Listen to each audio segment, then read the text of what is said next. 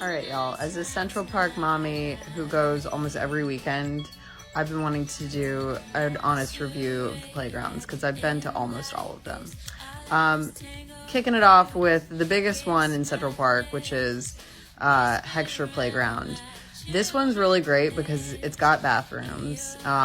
It's got a water feature. It has a huge sandbox. It's got multiple slides. It has multiple swing areas. There's like a whole cliffside thing. There's so much to do here. Here's what I'll say though. It gets really busy and it just gets a little bit hectic for me. So sometimes I don't love it for that. But it does have everything. The other thing I like about this one is it's right by the carousel. So I use the carousel as a transition to get him out of there. So it's easy transition. Solid playground. It's probably the more touristy of all the playgrounds because of where it's located. All right, second we've got Billy Johnson. I love to hate it. I hate to love it. I have so many feelings about it. Starting off with this massive slide.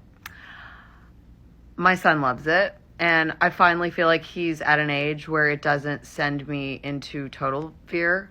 But if you have a smaller child, I would say like from like 1 until 2. Gosh, no, actually, my son's 3. So I would say 1.5 until like 2.5. I would avoid this playground because your kid is going to want to go down this slide. And depending on the time, if you go on the weekends when it's really crowded, there are big kids that barrel down this slide. There are kids that are crawling up this slide. It is mayhem.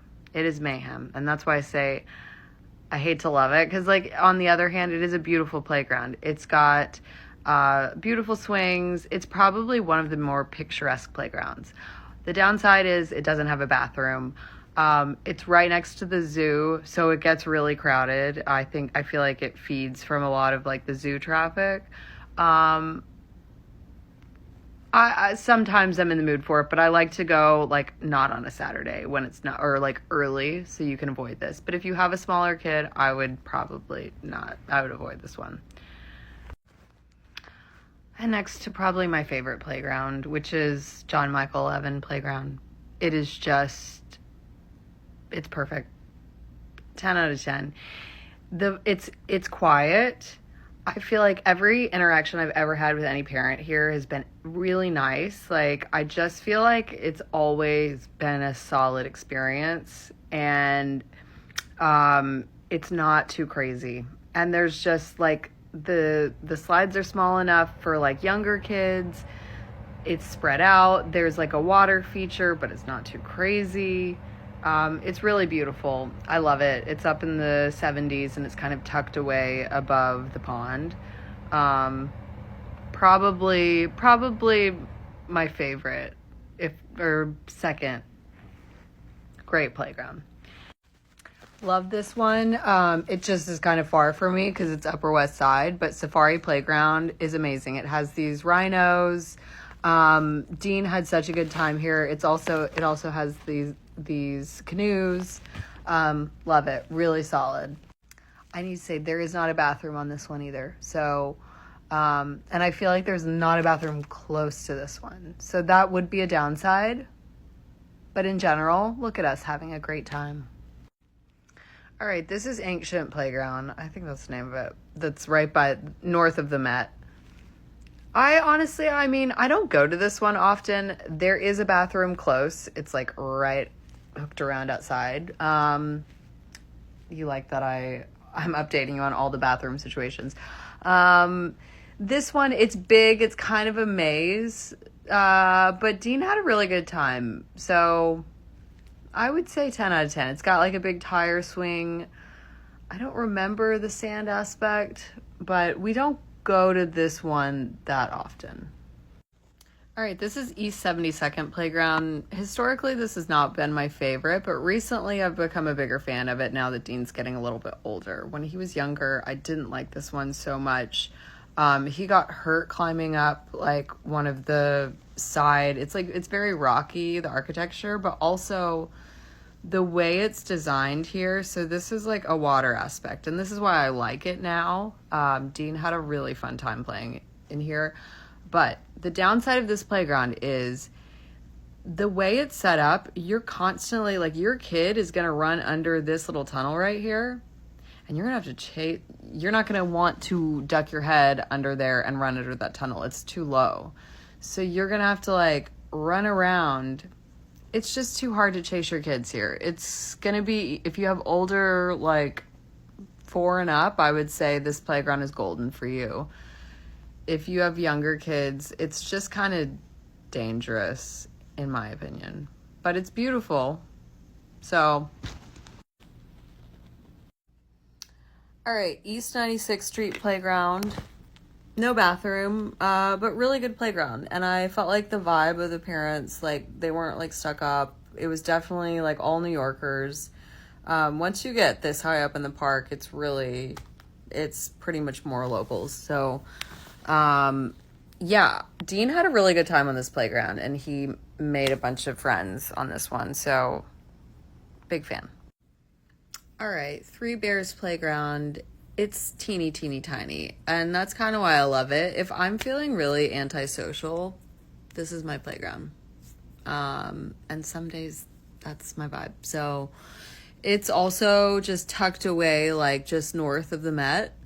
And yeah, it's always just really quiet. Not many people go to this one. So I would say, yeah, if you're in an antisocial vibe, Three Bears. That's your best bet. All right, now to my absolute favorite, Adventure Playground, which is the one that's right next to Todd's Playground. Here's why I like it. It does not have any swings. If your kid wants to do swings, you're right next to Todd's Playground that has swings. But as a mom who has a son who loves to run around and go right behind swings and get hit when kids are swinging, this is the first playground I felt confident bringing Stella and Dean. And so I will say, if you are a new mom to 2, you have a toddler and a smaller baby, the dynamics of Adventure Playground, I think, are perfect for that dynamic.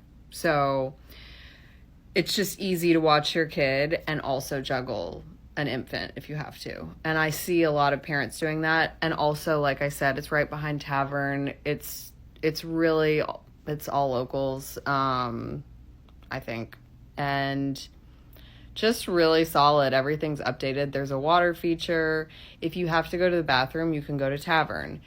Which also, by the way, I could do a whole bathroom review of Central Park, but FYI, Tavern on the Green is the best bathroom. It's the best. So you can grab lunch there and bring it here. This is my favorite by far. So Adventure Playground, I think you win. The little sister of Adventure Playground, which is Tots Playground, which is right next to it. And this is the smallest playground in Central Park.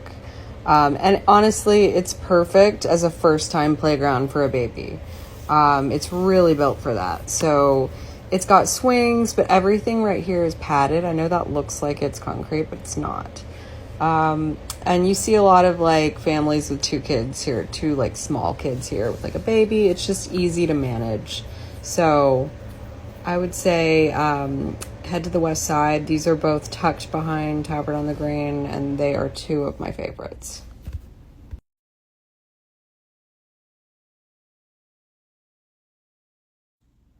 And now to my least favorite. Diana. What can I tell you? Dirty Diana. Your playground is dilapidated. There are hornet's nests in this structure. The slides are dangerous. The little thing that you cross it's just, there are bees that are living in all the things around. I've seen rats. The only upside to this playground, the only reason to go is if you're going to the Natural History Museum. It's the closest playground. But honestly, of all the playgrounds I've been to in Central Park, it's the most outdated. So they should update it. They're doing her a disservice. That diva doesn't deserve that. So, all right, y'all. That's my review. Enjoy.